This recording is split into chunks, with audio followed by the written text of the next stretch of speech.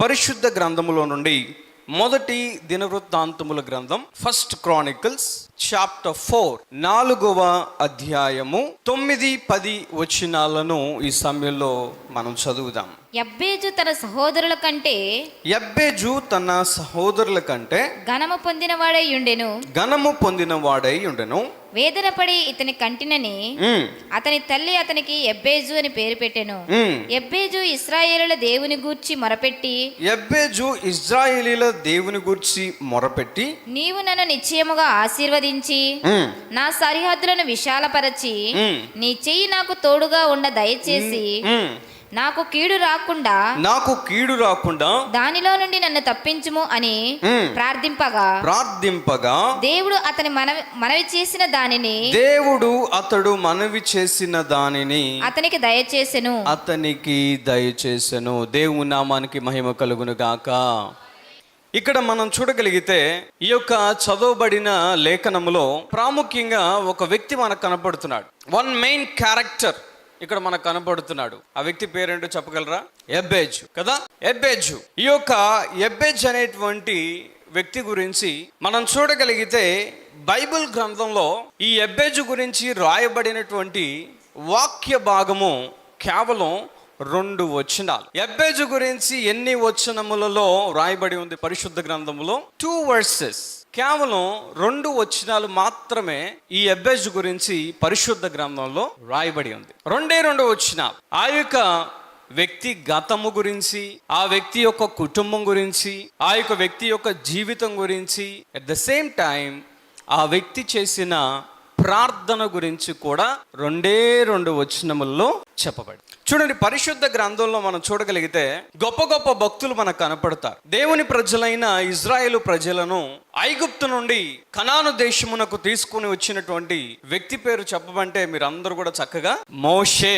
It is none other than but Moses అని మీరు చెప్తారు. కారణం ఏంటంటే మోషే గురించినటువంటి చరిత్ర, ఆయన జీవితం గురించి దాదాపుగా నిర్గమకాండం ప్రారంభిస్తే ద్వితీయోపదేశ కాండం వరకు ఆ కాండములన్నింటిలో కూడా మనకి మోషేను గురించినటువంటి జీవితము, ఆయన ప్రయాణము, ఏ విధంగా ఆయన దేవుని కొరకు వాడబడ్డారో, ఏ విధంగా తన జీవితంలో ముందుకు వెళ్ళారో, తన జీవితంలో ఎలాంటి సందర్భాలలో దేవుని యందు భయభక్తులు కలిగి ఉన్నాడో, ఎలా ఇజ్రాయేల్ ప్రజలు నడిపించారో సుదీర్ఘమైనటువంటి వాక్య భాగము మనం పరిశుద్ధ గ్రంథంలో చూడగలం. సో ఆ వ్యక్తిని మనకి గుర్తుపెట్టుకోవడం అంటే అది పెద్ద విషయం కాదు. అలాగే బైబిల్ గ్రంథంలో మరొక ప్రాముఖ్యమైనటువంటి వ్యక్తి అపోస్తులుడైనటువంటి పౌలు. ఆయనను మనం తీసుకుంటే అపోస్తల కార్యముల నుండి మొదలు పెడితే క్రొత్త నిబంధనలో, పాత నిబంధనలో మోషే అయితే, క్రొత్త నిబంధనలో ఇంపార్టెంట్ క్యారెక్టర్ మనకి బైబిల్ గ్రంథంలో కనపడేది అపోస్తలుడైనటువంటి పౌలు. ఆ పౌలు గారి గురించి బుక్ ఆఫ్ యాక్ట్స్ నుండి మొదలు పెడితే 13 పత్రికలు, ఎందుకంటే పత్రికలన్నీ ఆయనే రాశాడు కాబట్టి ఆ 13 పత్రికల్లో కూడా పౌలు గురించినటువంటి పరిచర్య, ఆయన జీవితము, ఆయన చేసినటువంటి ప్రతి చర్య అంతా కూడా అక్కడ రాయబడి ఉంది. కనుక ఇలా మనం చూడగలిగితే బైబిల్ గ్రంథంలో సుదీర్ఘంగా రాయబడినటువంటి అనేక పేపర్లో మనం చూసేటువంటి వారి యొక్క చరిత్రను, అటువంటి వారిని మనం గుర్తుపెట్టుకోవడంలో ఎలాంటి ఇబ్బంది లేదు. మనకు చాలా చక్కగా వారిని గుర్తుపెట్టుకుంటాం. అయితే ఈ రోజున మనం చూస్తున్నటువంటి ఈ వ్యక్తి పేరేంటి? యబ్బేజు. అయితే ఈ వ్యక్తి గురించి పరిశుద్ధ గ్రంథంలో రాయబడి ఉన్నటువంటి భాగము ఎంత అని మనం చూడగలిగితే చాలా తక్కువ. ఓన్లీ 2 verses, 2 వచనాల్లో మాత్రమే ఆయనను గురించి రాయబడి ఉంది. అయితే ఇంకా ఆశ్చర్యం ఏంటంటే ఆయన చేసినటువంటి ప్రార్థన. కొన్నిసార్లు మన ప్రార్థన ఎంతో సుదీర్ఘంగా చేస్తూ ఉంటాం కదా. ఈ యొక్క వ్యక్తి యొక్క ప్రార్థనని మనం చూడగలిగితే 1 వచనములో ఆయన ప్రార్థించడం అయిపోయింది, ఆ ప్రార్థనకి సమాధానం పొందుకోవడం కూడా అయిపోయింది. చూడండి, చాలా చిన్న ప్రార్థన కదా, కేవలం 1 వచనములో ఉండేటువంటి ప్రార్థన. అది చిన్న ప్రార్థనే కానీ చాలా గొప్ప ప్రార్థన అనేది మనం గుర్తుపెట్టుకోవాలి. దేవుని మనకి మహిమ కలుగును గాక. హల్లెలూయా. అది చిన్న ప్రార్థనే కానీ చాలా శక్తివంతమైన ప్రార్థన. అది చూడటానికి చాలా చిన్నగా కనపడినా కూడా ఎంతో అద్భుతమైనటువంటి ప్రార్థన ఈ యబ్బేజు చేసినట్లు మనం చూడగలం. అయితే ఈ రోజున మనం వినబోయేటువంటి అంశం ఏంటంటే యబ్బేజు ప్రార్థన, ద ప్రేయర్ ఆఫ్ జాబేజ్. యబ్బేజు ప్రార్థన, అందరూ చెప్పండి, ఇంకొంచెం బిగ్గరగా చెప్పండి, యబ్బేజు ప్రార్థన. ఈ యబ్బేజు చేసినటువంటి ప్రార్థన గురించి మనం దేవుని వాక్యాన్ని వినబోతున్నాం. ఆ యొక్క ప్రార్థనలో నుండి మన ప్రార్థనా జీవితంలో కొన్ని ప్రాముఖ్యమైనటువంటి విషయాలను ఆ ప్రార్థన నుండి మనం నేర్చుకోబోతున్నాం. ఎందుకండి ఒక్క ప్రార్థన, ఆయన ప్రార్థన మీద మనం అంతగా కాన్సన్ట్రేట్ చేయాలి అని అంటే, ఒక వ్యక్తి ఏమన్నాడంటే, he who would search for pearls must dive below అని అన్నాడు. అనకు అర్థం ఏంటంటే, ముత్యాల కోసం వెతికేవాడు సముద్రపు లోతుకు వెళ్తే దొరుకుతాయి, అదే పైన వెతికితే ఏం కనపడతాయి? రాళ్ళు కనపడతాయి కదా. ఎప్పుడైతే ముత్యాలు కావాలో, డైమండ్స్ కావాలో, మనం ఏం చేయాలి? లోతుకు వెళ్ళాలి, డెప్త్కు వెళ్ళాలి. అలాగే ఈ యొక్క ప్రార్థనను మనం గమనించినప్పుడు దానిని ప్రార్థనే కదా అని సాధారణంగా చదివినట్టు చదివేసి వెళ్ళిపోతే అక్కడ మనకి ఎలాంటి ముత్యాలు కనపడవు, ఎలాంటి డైమండ్స్ కనపడవు. అయితే ఈ ప్రార్థనను ఎందుకు మనం 4 ఫాస్టింగ్ ప్రేయర్స్లో ధ్యానం చేయబోతున్నామంటే, ఈ ప్రార్థనలో ఉన్నటువంటి ముత్యాలన్నిటినీ కూడా మనం ఏరుకోబోతున్నాం. గట్టిగా హల్లెలూయా చెప్దాం. హల్లెలూయా. ఆ ప్రార్థనలో ఉన్నటువంటి డైమండ్స్ అన్ని కూడా మనం పొందుకోబోతున్నాం. ఎప్పుడైతే ఆ యొక్క ముత్యాలన్నీ మన ప్రార్థనలో పెట్టుకున్నామో మన జీవితంలో కూడా జయాన్ని మనం చూడబోతున్నాం. హల్లెలూయా. అయితే ఈ యొక్క సమయంలో ఈ యొక్క ప్రార్థన ఎందుకు అంత గొప్పది, ఈ ప్రార్థనను మనం ఎందుకు అంతగా ధ్యానం చేయాలి, ఎందుకు దాని గురించి అంతగా మనం పట్టించుకోవాలి అని అంటే, 10వ వచనం చివరి భాగంలో ఏం రాయబడి ఉంటుంది అంటే, దేవుడు అతడు మనవి చేసిన దానిని అతనికి దయచేసెను. దేవుని నామానికి మహిమ కలుగును గాక. హల్లెలూయా, హల్లెలూయా. మనం అక్కడ చూస్తే రాయబడి ఉన్నటువంటి మాట ఏంటంటే, దేవుడు ఆయన మనవి చేసిన దానిని, యబ్బేజు ఏదైతే దేవునికి మనవి చేసుకున్నాడో, యబ్బేజు ఏదైతే దేవునికి ప్రార్థించాడో, ఆ ప్రార్థించిన దానిని దేవుడు ఏం చేశాడంట? అనుగ్రహించాడు, దయచేశాడు. అయితే ఆ యొక్క యబ్బేజు మాత్రం ఆ ప్రార్థన కేవలం ఒక అంశం పెట్టలేదు. ఒక అంశపు ప్రార్థన అయితే దేవుడు దయచేశాడు అనుకోవచ్చు. అక్కడ యబ్బేజు 4 అంశాలు అడుగుతున్నాడు దేవుణ్ణి. ఎన్ని? 4 అంశాలు దేవుణ్ణి అడిగాడు.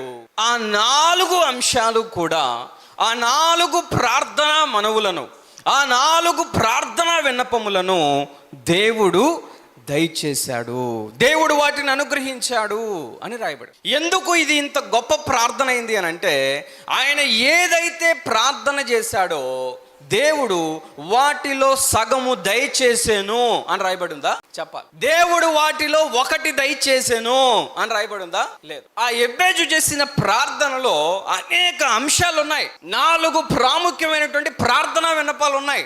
4 ప్రేయర్ పాయింట్స్ ని దేవుని దగ్గర పెడితే అక్కడ చివరిలో రాయబడి ఉన్న మాట 10వ వచనం, దేవుడు అతడు మనవి చేసిన దానిని అతనికి దయచేసిన. అనగా ఎన్ని దయచేశాడు దేవుడు? చెప్పండి, చెప్పాలి. అన్ని.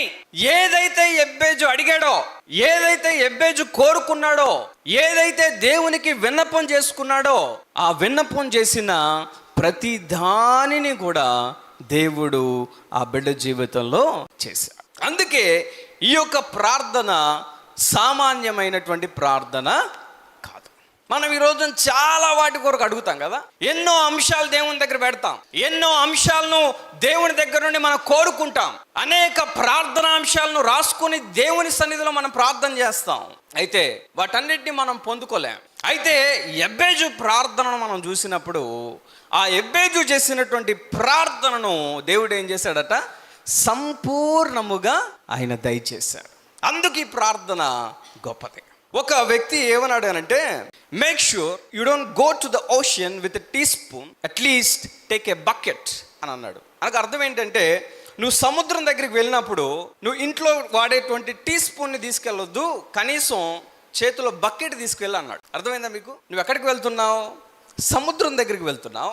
అక్కడ నుండి నీరు తెచ్చుకోవాలి అని అంటే ఒక టీ స్పూన్ తీసుకొని వెళ్ళి ఆ టీ స్పూన్లో నుండి ఆ వాటర్ తెచ్చుకున్నావు ఎలా ఉంటుంది? నువ్వు వెళ్ళేది సముద్రం దగ్గరికి కనుక నువ్వు వెళ్ళేటప్పుడు కనీసం బకెట్ తీసుకొని వెళ్ళాలి అని చెప్పాడు ఒక వ్యక్తి.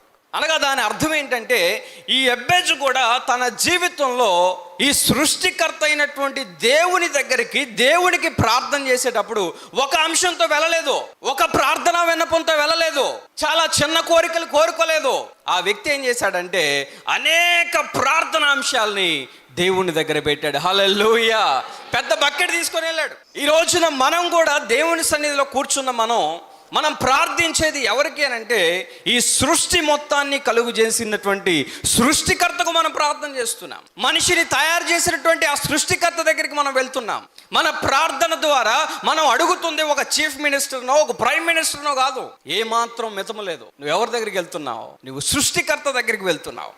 నువ్వు ప్రార్థన చేస్తుంది ఎవరికేనంటే సమస్తమును కలుగు చేసిన వాని దగ్గరికి నువ్వు వెళ్తున్నావు. అది తెలుసు ఈ యొక్క ఎబ్బేజ్కి. అందుకే ఎబ్బేజ్ ఏం చేశాడంటే అనేక ప్రార్థన అంశాలను తీసుకుని దేవుని దగ్గరికి వెళ్ళాడు. ఈ రోజున మన యొక్క జీవితంలో కూడా మనం చేయవలసింది ఏంటి అని అంటే, నీ దేవుని దగ్గరికి నువ్వు ప్రార్థించేటువంటి ఆ విన్నపాలు ఎప్పుడు కూడా చాలా మెత్తంగానో, ఏదో నా జీవితంలో దేవుడు ఇది చేస్తే చాలు, నా జీవితంలో అలా చేస్తే చాలు అని ఒకవేళ నీ దేవుణ్ణి నువ్వు మితంగా ఆలోచిస్తున్నావేమో. ఈ వ్యక్తి అలా ఆలోచించలేదు. ఎబ్బేజు ప్రార్థన ఎందుకు అంత గొప్పది అని అంటే, ఈ ఎబ్బేజు ఏం చేశాడంటే దేవుని దగ్గరికి ఒక పెద్ద బకెట్ తీసుకొని వెళ్ళాడు. అనేకమైనటువంటి వాటిని దేవుని దగ్గర నుండి పొందుకోవడానికి వెళ్ళాడు. కనుక ఈ రోజున మనం ఏం చూడబోతున్నామంటే ప్రాముఖ్యంగా ఈ యొక్క ఎబ్బేజు ప్రార్థనలోని మొదటి అంశమును మనం చూడబోతున్నాం. మొదటి అంశం, ఆ మొదటి అంశం ఏంటంటే మొదటి దినవృత్తాంతములు 4వ అధ్యాయం 10వ వాక్య భాగంలోని ప్రారంభ మాటలు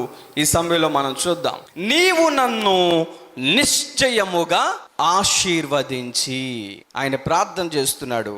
ఎబ్బేజు ఇజ్రాయేలుల దేవుని గురించి మొరపెట్టి నీవు నన్ను నిశ్చయముగా ఆశీర్వదించాలి, నిశ్చయముగా నీవు నన్ను ఆశీర్వదించాలి. మొట్టమొదటి అంశం, తన ప్రార్థన అంశం ఏంటంటే దేవుని దగ్గర నీవు నిశ్చయముగా నీవు నన్ను ఏం చేయాలి? ఆశీర్వదించాలి. You must surely bless me, bless me, bless me. ఒక్కసారి బిగ్గరగా, దేవా నిశ్చయముగా నీవు నన్ను ఆశీర్వదించాలి. మరలా, దేవా ఈ మార్చి నెలలో నిశ్చయముగా నీవు నన్ను ఆశీర్వదించాలి. హల్లెలూయా. ఎబ్బేజు ఆశీర్వాదానికి కారకుడైనటువంటి వాడు కేవలం దేవుడే అని తన జీవితంలో గ్రహించాడు. కాబట్టి ఎబ్బేజు ఏం చేశాడంటే దేవుని దగ్గరకు వచ్చి, దేవా నీవు నన్ను నిశ్చయముగా ఆశీర్వదించాలని కోరాడు. చూడండి, ఈ రోజున చాలా మంది ఏమనుకుంటారంటే, నేను ఈ స్థితిలో ఉన్నానంటే, నేను ఈ ఆశీర్వాదాన్ని అనుభవిస్తున్నానంటే నా ఆశీర్వాదానికి కారణం నా కుటుంబమేనండి అని చెప్పేవాళ్ళు చాలా మంది ఉన్నారు కదా. ఇంకొంతమందిని చూసుకుంటే, నేను ఇంతగా ఆశీర్వదించబడటానికి కారణం నేను చేస్తున్నటువంటి ఉద్యోగమేనండి అని చెప్పేవారు లేకపోతే, నా ఆస్తి, నా అందం, నా చదువు, ఇలా ఆశీర్వాదానికి కారణం ఈ లోకంలో ఏదేదో చెప్తూ ఉంటారు మనిషి. అయితే ఈ వ్యక్తి గ్రహించిన వాస్తవం ఏంటి అని అంటే, ద రియల్ బ్లెస్సింగ్, నిజమైనటువంటి ఆశీర్వాదం నా దేవుని దగ్గర నుండి వస్తుంది అని ఎబ్బేజు దాన్ని గ్రహించాడు. చూడండి, బైబిల్ గ్రంథంలో యాకోబు పత్రిక 1వ అధ్యాయం 16లో అక్కడ రాయబడి ఉంటుంది. దయచేసి చదువుదాం. James chapter 1:16. నా ప్రియ సహోదరులారా, మోసపోకుడి, శ్రేష్టమైన ప్రతి ఈవియు సంపూర్ణమైన ప్రతి వరమును పరసంబంధమైనదై జ్యోతిర్మయుడగు తండ్రి యొద్ద నుండి వచ్చును. దేవునికి మహిమ కలుగును గాక. హల్లెలూయా. అక్కడ రాస్తూ ఉన్నటువంటి మాట ఏంటంటే మోసపోవద్దు. ఈరోజు చాలా మంది మోసపోతున్నారు. ఏమని? వాళ్ళ ఆశీర్వాదము ఎక్కడి నుండో వచ్చిందిగా భావిస్తున్నారు. వారి ఆశీర్వాదము చదువు నుండి వస్తుందని భావిస్తున్నారు. వారి ఆశీర్వాదము వారికి ఉన్న టాలెంట్ బట్టి వస్తుందని ఆ రీతిగా ఆలోచన చేస్తున్నారు. భక్తుడు అంటున్నాడు, మోసపోవద్దు. Do not be deceived. నీవు మోసపోవద్దు. కారణం ఏంటి అని అంటే, శ్రేష్టమైన ప్రతి ఇవి, సంపూర్ణమైన ప్రతి వరము పరసంబంధమైనదై జ్యోతిర్మయుడగు తండ్రి యొద్ద నుండి వచ్చును. ఎక్కడి నుండి రావాలి బ్లెస్సింగ్? ఎక్కడి నుండి ఆశీర్వాదం రావాలి అని అంటే, ఆశీర్వాదానికి కారణం, ఆశీర్వాదం ఇచ్చేటువంటి వ్యక్తి ఎవరు అని అంటే ఈ లోకంలో ఉన్న ఎవ్వరూ కాదు. ఈ లోకంలో నువ్వు ఏ మార్గంలో వెతికినా కూడా నిజమైన ఆశీర్వాదాన్ని నీ జీవితంలో పొందుకోలే. నీ ఆశీర్వాదము శ్రేష్టమైన ప్రతి ఈవి పరసంబంధమైనది, పైనుండి వచ్చినది. పైనుండేటువంటి వాడు దేవుడు. దేవుని దగ్గర నుండే మనకు ఆశీర్వాదం అనేది రావాలి. అది గ్రహించా. అందుకే తల్లి దగ్గరికి వెళ్ళలేదు, తండ్రి దగ్గరికి వెళ్ళలేదు, ఎవరో ఇహలోకమైనటువంటి గొప్పవారి దగ్గరికి ఎబ్బేజు వెళ్ళి నన్ను ఆశీర్వదించయ్యా అని కోరలేదు. కానీ దేవుని దగ్గరికి వచ్చి దేవునికి విన్నపం చేస్తున్నాడు. ఏమని అంటే, దేవా నీవు నన్ను నిశ్చయముగా ఏం చేయాలి? ఆశీర్వదించాలి. Because you are the source of blessing. ఎందుకంటే నీవు ఆశీర్వదించేటువంటి వాడివి. నీ యొక్క ఆశీర్వాదం నాకు కావాలి అని ఎబ్బేజు ప్రార్థన చేస్తూ ఉన్నాడు. మనం చూడగలిగితే ఇహలోకమైనటువంటి ఆశీర్వాదం వేరు, దేవుడిచ్చే ఆశీర్వాదం వేరు. సామెతల గ్రంథం 10వ అధ్యాయం 22వ వచనం మనం చూడగలిగితే అక్కడ ఒక మాట రాయబడి ఉంటుంది. Proverbs chapter 10 verse 22. యెహోవా ఆశీర్వాదము, చూడండి జాగ్రత్తగా వినండి, యెహోవా ఆశీర్వాదము ఐశ్వర్యమిచ్చును. యెహోవా ఆశీర్వాదము ఐశ్వర్యమిచ్చును. నరుల కష్టము చేత, నరుల కష్టము చేత ఆ ఆశీర్వాదము ఎక్కువ కాదు. ఆశీర్వాదము ఎక్కువ కాదు. నువ్వు పడుతున్నావే కష్టం, ప్రతిరోజు కష్టపడుతున్నావే, నేను బాగుండాలి, ఇంకా ఎక్కువ సంపాదించాలి అని కష్టపడుతున్నావే, అది ఆశీర్వాదాన్ని ఎక్కువ చేస్తుందా? అక్కడ భక్తుడు అంటున్నాడు, నీ ఆశీర్వాదము నీ కష్టార్జితం వలన అది ఎక్కువ కాదు. ఎందుకంటే యెహోవా ఆశీర్వాదము యెహోవా నుండే మనకు రావాలి. అది మనకు ఐశ్వర్యాన్ని తీసుకొని వచ్చే. యెహోవా ఆశీర్వాదము కొరకు మనం ఎదురు చూడాలి. ఈరోజు చాలా మంది ఏమనుకుంటారంటే, ఆశీర్వాదం అంటే ఒక మంచి కారు కొనుక్కొని, ఒక మంచి ఇల్లు కలిగి, ఎన్నో లక్షల రూపాయలు సంపాదిస్తే అప్పుడే దేవుడు ఆశీర్వదించినట్లు, అదే ఆశీర్వాదకరమైనటువంటి జీవితం అనుకుంటారు. అది తప్పు. అది కాదు నిజమైన ఆశీర్వాదం. హావర్డ్ హ్యూస్ అనేటువంటి వ్యక్తి ఎన్నో కోట్ల రూపాయలు కలిగి తన జీవితంలో ఏమాత్రం తన జీవితం ఆశీర్వాదకరంగా దీవెనకరంగా లేక, మానసిక ఒత్తిడితో ఎన్నో కోట్ల రూపాయలు ఉన్న తన జీవితంలో నెమ్మది లేక నిస్సహాయ స్థితిలో చనిపోయాడని మనం విన్నాం. అలా ఎంతో మంది కోట్ల రూపాయలు సంపాదించిన వారి జీవితాలు ఆశీర్వాదకరముగా లేవు. ఎందుకంటే ద రియల్ బ్లెస్సింగ్, నిజమైనటువంటి ఆశీర్వాదము కేవలం దేవుని దగ్గర నుండే రావాలి. ఏమిటండి నిజమైన ఆశీర్వాదం అంటే? ఈ లోకం అంతా కూడా ఏదో ఒక దాని గురించి దిగులు పడుతుంది, నువ్వు ఎలాంటి చింత లేకుండా మనశ్శాంతిగా ఉంటావే, అది ఆశీర్వాదకరమైన జీవితం. అస్వస్థత రాగానే నీ ఇరుగు పొరుగు వారు ఎంతో బాధపడుతూ ఉంటారే, అదే అస్వస్థత నీకు ఎదురైనప్పుడు ఆ అస్వస్థత మీద అధికారం కలిగి ఉంటావే, అది ఆశీర్వాదకరమైన జీవితం. అనేక మందిని సాతాను ఇబ్బంది పెడుతూ ఉంటే అదే సాతాను ఎదిరిస్తున్నావే, అది ఆశీర్వాదకరమైన జీవితం. ఎంతో మంది పాపంలో పడిపోతుంటే నీవు మాత్రం నీతిమంతుడిగా నిలబడుతున్నావే, అది ఆశీర్వాదకరమైన జీవితం. ఎవరికి ఉండదు ఆ సంతోషం. ఆ సంతోషం కేవలం దేవుని దగ్గర నుండి వచ్చిన ఆశీర్వాదములోనే ఉంటుంది. నువ్వెంత సంపాదించినా, ఎన్ని ఆస్తులు కూడబెట్టుకున్నా, ఎన్ని ఇల్లులు కట్టుకున్నా, ఎన్ని వాహనాలు సంపాదించుకున్నా, that life is not a blessed life. అది ఆశీర్వదించబడినటువంటి జీవితం ఎంత మాత్రం కూడా కాదు. ఏది ఆశీర్వదించబడినటువంటి జీవితం అంటే అది దేవుని దగ్గర నుండి వచ్చింది మాత్రమే ఆశీర్వదించబడినటువంటి జీవితం అవుతుంది. అది గ్రహించాడు ఎబ్బేజు. అందుకే తన జీవితంలో ఏం చేశాడంటే, ఆ ఎబ్బేజు దేవుని దగ్గరికి వెళ్ళి ధైర్యముగా ఆయన అడుగుతున్నటువంటి ఆ యొక్క విన్నపం ఏంటి అని అంటే, లార్డ్ బ్లెస్ మీ, బ్లెస్ మీ. దేవా నీవు నన్ను నిశ్చయముగా ఆశీర్వదించు అని ప్రార్థన చేస్తున్నాడు. మనం చూడగలిగితే ఈ యొక్క వ్యక్తి యొక్క పేరు చూడండి. 9వ వచనం, మొదటి దినవృత్తాంతములు 4వ అధ్యాయం 9వ వాక్యాన్ని మనం చూసినప్పుడు అక్కడ ఎబ్బేజు అనేటువంటి మాటతో ఈ యొక్క వచనం ప్రారంభించబడింది. ఈ యొక్క ఎబ్బేజు అనేటువంటి పేరుకు అర్థం ఏంటి అని మనం చూడగలిగితే అక్కడ కింద ఫుట్ నోట్లో ఒక మాట రాయబడింది చూడండి. చెప్పాలి అందరూ, వేదన. ఏంటంట? వేదన. ఎబ్బేజు అనగా అర్థం ఏంటంటే వేదన.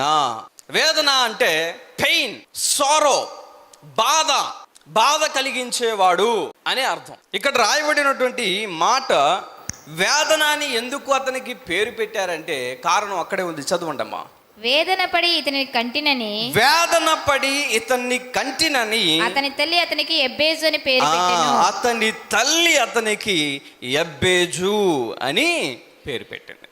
ఎందుకు ఆ పేరు వచ్చిందంటే ఎబ్బేజ్కి కారణం, ఆ తల్లి ఇతన్ని కనేటప్పుడు ఎంతో బాధను అనుభవించింది, ఎంతో వేదన పడింది. ఆ వేదన తట్టుకోలేక వీడిని చూస్తే నాకు ఆ వేదన గుర్తు రావాలని వాడికి ఆ పేరు పెట్టేసింది. ఏంటంటే వీడి పేరు వేదన అని పెట్టేసింది. వేమన కాదు, వేమన అని పెట్టలేదు. ఏమని పెట్టింది? వేదన అని పెట్టింది. తన జీవితంలో తన తల్లిని బాధపరిచిన కారణము చేత, తన తల్లిని అతను ఇబ్బంది పరిచిన కారణము చేత అతనికి పెట్టిన పేరు ఏంటంటే వేదన. వేదన. వీడిని చూస్తే నాకు ఆ వేదన గుర్తు రావాలి, వీడు నన్ను ఎంతగానో బాధ పెట్టాడు, వీడు నన్ను ఎంతగానో ఏడిపించాడు, కాబట్టి వీడి పేరు వేదన. ఒకవేళ తన జీవితంలో ఉన్న ఆ వేదనను మర్చిపోదామని, ఆ వేదనను ఒకవేళ తన మనసులో నుండి తీసేద్దామని అనుకున్నా, అటు నుండి ఒకడు అరే వేదన అనగానే వాడికి మళ్ళీ ఏం గుర్తొస్తుంది? ఆడి పేరులోనే వేదన ఉంది కాబట్టి ఆడిని పిలవటమే ఆ పేరుతో పిలిస్తే వాడు ఇంకా కృంగిపోయేటువంటి ప్రమాదం ఉంది.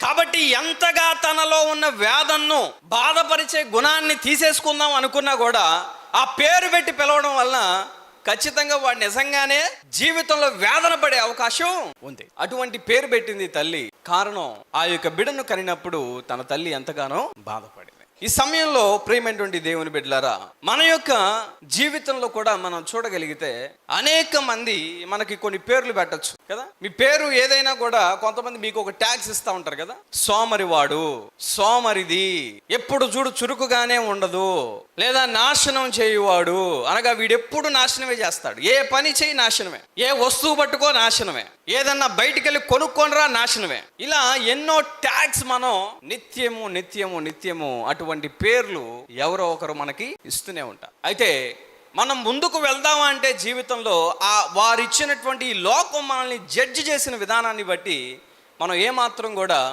మన జీవితంలో ఆశీర్వాదాన్ని పొందుకోవాలని మనం ఏమాత్రం కూడా కోరుకోం. అయితే మనం చూడగలిగితే పరిశుద్ధ గ్రంథంలో ఒక మాట ఉంది. హెబ్రీలకు 4వ అధ్యాయం 16వ వచనంలో ఒక మాట రాయబడింది, చదవండి. Hebrews chapter 4 verse 16. మనము కనికరింపబడి సమయోచితమైన సహాయము కొరకు కృప పొందునట్లు ధైర్యముతో ఎలాగా? ధైర్యముతో కృపాసనమునొద్దకు చేరుదము. ధైర్యంతో మనం చేరాలి. దేవుని యొక్క సింహాసనం చెంతకి ఎలా చేరాలి అని అంటే మనము ధైర్యముతో కృపాసనము చెంత చేరి మనం ఏం చేయాలి? దేవునికి మనకు కావాల్సినది మన విన్నపం చేయాలి. ఈ యొక్క వ్యక్తి జీవితంలో మనం చూడగలిగితే ఎంతోమంది అలా తనను పిలవటం వలన, తన తల్లే ఆ రీతిగా పేరు పెట్టడం వలన తనకి ఉన్న ధైర్యం కాస్త పోవాలి. ఇక నా జీవితంలో వేదనే, ఆశీర్వాదాన్ని నేను ఎప్పుడు పొందుకోలేను అని ఆ యొక్క వ్యక్తి ఎప్పుడు వేదన పడుతూ ఉండాలి. కానీ ఈ వ్యక్తి ఏం చేశాడు? వేదన అని పేరు పెట్టుకున్న ఈ ఎబ్బేజు తన జీవితంలో ఏం చేశాడంటే ఆ గత చరిత్ర ఏదైతే ఉందో, ఆ పూర్వం ఏదైతే ఉందో, తన యొక్క బాధ ఏదైతే ఉందో, ఆ నిరాశ ఏదైతే ఉందో దానిని ఏం చేశాడు? ఆ చరిత్ర తీసుకొని ఆ చరిత్రను దెబ్బలో వేసి అప్పుడు దేవుని దగ్గరికి వెళ్ళి, అయ్యా నిశ్చయముగా నీవు నన్ను ఆశీర్వదించు. ఈ రోజున చాలా మంది జీవితాల్లో ఎందుకు ఆ కృపాసనం చెంతకి దేవుని దగ్గరికి ధైర్యంగా చేరలేకపోతున్నారంటే గడిచిన కాలంలో వారి జీవితంలో జరిగిన చరిత్రను బట్టి, ఆ చరిత్ర ఏదైతే ఉందో, నీకు మనుషులు పెట్టిన ట్యాగ్స్ ఏదైతే ఉన్నాయో, నిన్ను మనుషులు ఎలా అయితే కించపరిచారో, నీ ఓటములు ఏదైతే ఉన్నాయో, నీ నిరాశ ఏదైతే ఉందో, నీ యొక్క వేదన ఏదైతే ఉందో, ఆ వేదన వల్ల నీ జీవితంలో ధైర్యంగా దేవా నన్ను ఆశీర్వదించు అని నువ్వు అడగలేకపోతున్నావు. ధైర్యం లేదు. ధైర్యంగా దేవుని దగ్గరికి వెళ్ళి అయ్యా నన్ను ఆశీర్వదించు అని అడగలేకపోతున్నావు. అంటే కారణం ఏంటంటే నీ చరిత్ర అంతా కూడా నీ ముందేసుకొని నువ్వు దేవుణ్ణి అడగటం వలన నీకు ధైర్యం ఉండట్లేదు. ఈ రోజున ప్రభు చెప్తున్నాడు, ఎందుకు తన జీవితంలో తన ప్రార్థనకు సమాధానం పొందాడంటే తన చరిత్ర అంతా కూడా ఏం చేశాడు?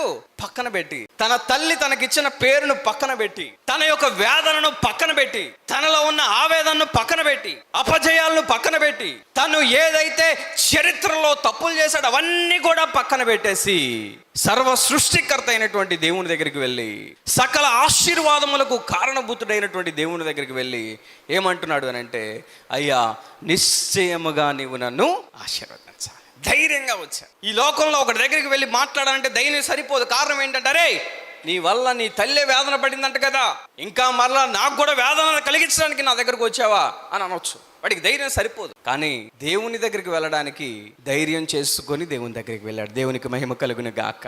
ఒకవేళ నీ సొంత భర్త దగ్గరికి నువ్వు వెళ్ళి నువ్వు అడగలేకపోతున్నావేమో, ఒకవేళ నీ బంధువుల దగ్గరికి నువ్వు వెళ్ళి అడగలేకపోతున్నావేమో, నీ ఇరుగు పొరుగు వారి దగ్గరికి వెళ్ళి మాట్లాడటానికి ధైర్యం సరిపోవట్లేదేమో.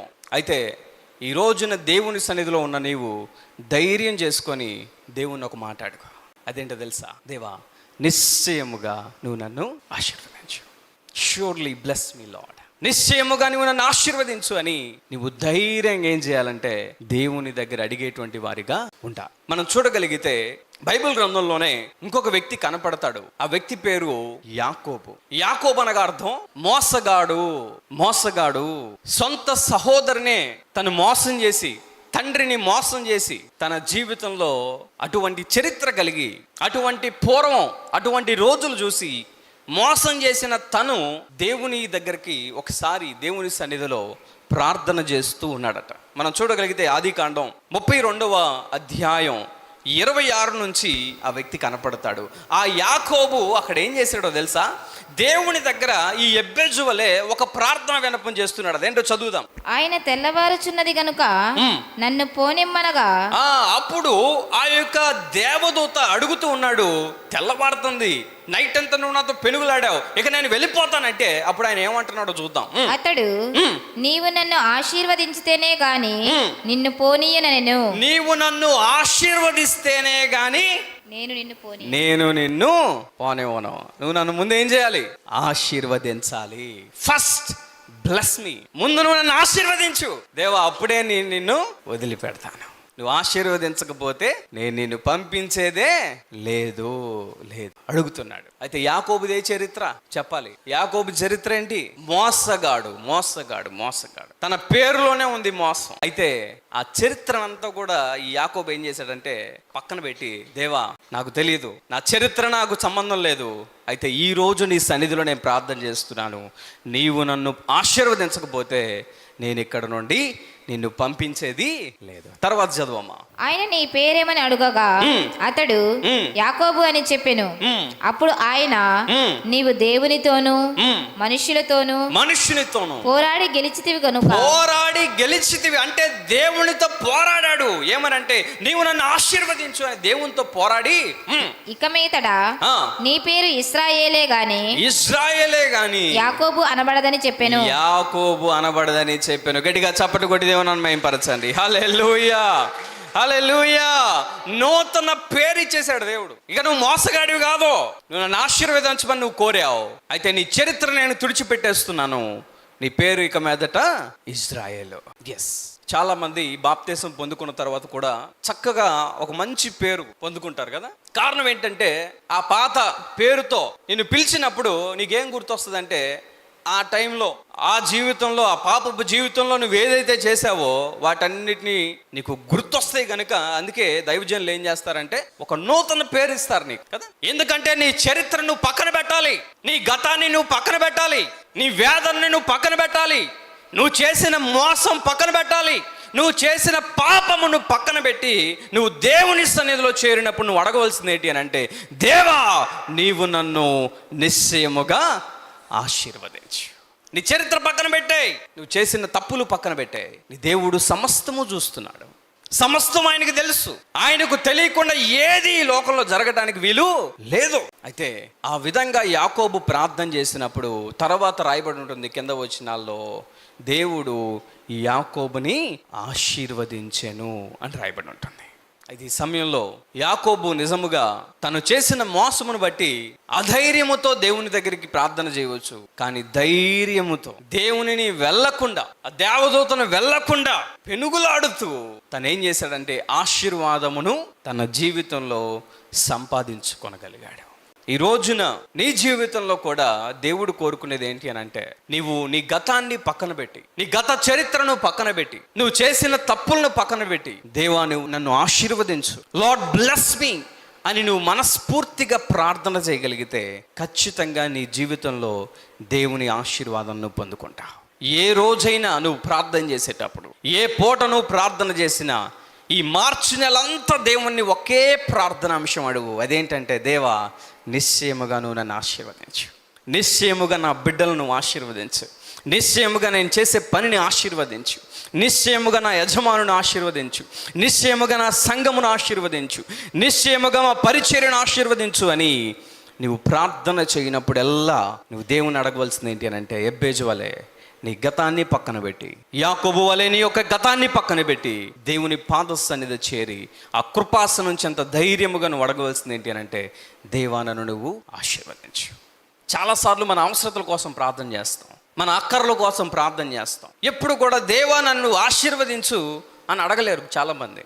కారణం ఏంటంటే, దేవునితో కూడా మొహమాటమే, పక్కన వారితో అయితే ఇబ్బంది లేదు. దేవునితో కూడా మొహమాట పడతారు కొంతమంది. అబ్బో ఇన్ని అడిగితే దేవుడు చేస్తాడా, ఆయనే ఆశీర్వదించే టయానికి ఆశీర్వదిస్తాడులేండి, నేను అడగాలా? తప్పు. నువ్వు అడగకపోతే దేవుడు ఆశీర్వదించడు, నువ్వు అడగకపోతే దేవుడు కార్యం చేయడు. కారణం ఏంటో తెలుసా? ఈ యొక్క యెబ్బేజుకు అనేక మంది సహోదరులు ఉన్నారు. ఫస్ట్ క్రానికల్స్ చాప్టర్ 4 verse 9, మొదటి దినవృత్తాంతములు 4వ అధ్యాయం 9వ వాక్యం. యెబ్బేజు తన సహోదరుల కంటే యెబ్బేజు తన సహోదరుల కంటే ఘనము పొందినవాడై ఉండెను, ఘనము పొందినవాడై ఉండెను. గట్టిగా చప్పట్లు కొట్టి ప్రభువును మహిమపరుద్దాం. హల్లెలూయా. ఈ యొక్క యెబ్బేజు తన జీవితంలో తన సహోదరులందరికంటే కూడా ఘనమైన వాడు అని పేరు పొంది. అసలు నిజంగా యెబ్బేజు ఘనమైన వాడా, లేకపోతే ఆ కుటుంబంలో వేదన కలిగించేవాడా? వేదన కలిగించేవాడు కదా. తన తల్లి అలాంటి స్టేట్మెంట్ ఇచ్చింది కదా, అలాంటి పేరు పెట్టింది కదా. తన ఇతర సహోదరుల మీద ఆ యొక్క తల్లి బాధపడినట్టు, ఆవేదన పడినట్లు, వేదన పడినట్లు మనకు బైబిల్ గ్రంథంలో ఎక్కడ కూడా రాయబడలేదు. వేదన కలిగించేవాడు ఎవడైనా ఉన్నాడంటే ఆ కుటుంబంలో యెబ్బేజే. యెబ్బేజు మాత్రమే ఆ కుటుంబంలో వేదన కలిగించేవాడు. అయితే అటువంటి యెబ్బేజు మిగతా సహోదరుల కంటే కూడా ఎలా ఉన్నాడంట? చదవండి, అక్కడ రాయబడిన మాట, తన సహోదరుల కంటే ఘనము పొందిన వాడై ఉండెను. గట్టిగా చప్పట్లు కొట్టి ప్రభువును మహిమపరుద్దాం. మిగతా సహోదరుల కంటే ఘనమైన వాడిగా పేరు పొందుకున్నాడు ఆ కుటుంబంలో. కారణం ఏంటో చెప్పండి? ఒకటే రీజన్ ఒకటే. ఆ సహోదరులు నన్ను ఆశీర్వదించయ్యా అని దేవుణ్ణి అడగలేదు. ఈ యెబ్బేజు దేవుని దగ్గరికి వెళ్ళి, నీవు నన్ను నిశ్చయంగా ఆశీర్వదించన్నాడు.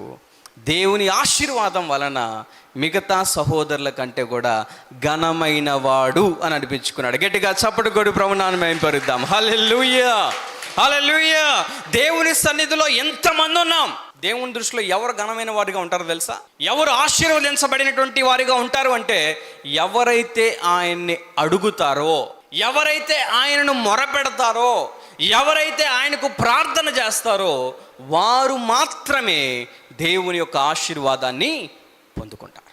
దేవుడు ఆశీర్వదించడానికి ఎప్పుడు సిద్ధంగా ఉంటాడు. అయితే ఆ ఆశీర్వాదాన్ని మనం పొందుకోవాలంటే మనం ఏం చేయాలంటే, ఆ ఆశీర్వాదాన్ని అడిగి పొందుకోవాలి. నువ్వు అడగనిదే ఖచ్చితంగా నీ దేవుడు ఆ ఆశీర్వాదకరమైన జీవితము నీకు అనుగ్రహించడు.